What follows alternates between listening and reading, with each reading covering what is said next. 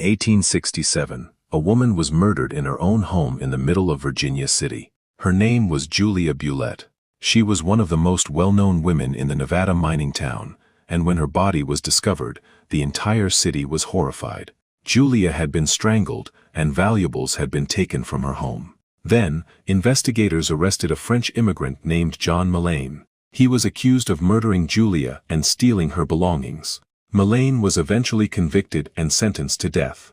On April 24, 1868, he was taken to the gallows in front of thousands of people. But here's where the story gets disturbing. Even today, historians question whether Mullane was actually Julia's killer. Some evidence suggested he may have been involved in the robbery, but whether he committed the murder remained disputed. More than 150 years later, Julia Bulette's murder remains one of the darkest mysteries of the Old West. A man was hanged, but the question remains, did they execute the right man? He claimed he had finally found the lost gold mine. Then he walked into the mountains and never came back alive. For generations, treasure hunters had searched the Superstition Mountains in Arizona for the legendary Lost Dutchman's gold mine. According to the legend, a prospector named Jacob Waltz knew where the gold was hidden, but he died without revealing the location. Decades later, treasure hunters continued searching. Then in 1984, a man named Walt Gassler believed he had finally found the mine. He went into the mountains alone. 3 days later, he was found dead. But here's where the story gets even stranger. A man claiming to be Gassler's son appeared looking for his map. There was just one problem. Gassler's real son was alive. So who was the mysterious man looking for the map? And did Gassler actually discover the Lost Dutchman's mine? To this day, nobody knows. They say there was a man in the Wild West who never knocked before midnight. But one winter night, a rancher named Eli heard 3 knocks on his cabin door. He looked at the clock. 11:58 p.m., he grabbed his rifle and called out, "Who is it?" A man's voice answered from outside. "Just a traveler. My horse is injured." Eli looked through the window. A man stood beside a black horse in the snow. But something was wrong. The horse wasn't breathing. Eli didn't open the door. Instead, he watched from the window. The stranger slowly raised his head and stared directly at him. Then he smiled. Eli stepped away from the window. 3 more knocks, but this time, they came from inside the house. Eli froze. He slowly turned around. Nothing. Then he heard footsteps coming from the bedroom. 1 step, then another, and then the same voice whispered from the darkness, "Eli, you shouldn't have looked outside." The next morning, neighbors found Eli's cabin unlocked. His rifle was still beside the fireplace.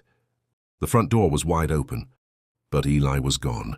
And in the snow outside, there were footprints leading toward the forest. Only one set. They belonged to someone walking barefoot, the strange part. They started inside the cabin. At midnight, 4 men sat down at a poker table in a dusty Wild West saloon. By sunrise, only 3 of them would still be alive. The man sitting at the head of the table was Elias Black, a wealthy rancher who had spent the entire night winning. Across from him sat a nervous gambler named Cole. Beside him was the bartender.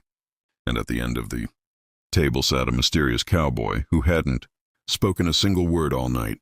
The dealer dealt the final hand. Elias looked at his cards and smiled. "I believe I've just won." He reached toward the pile of money in the center of the table. Then the lantern went out.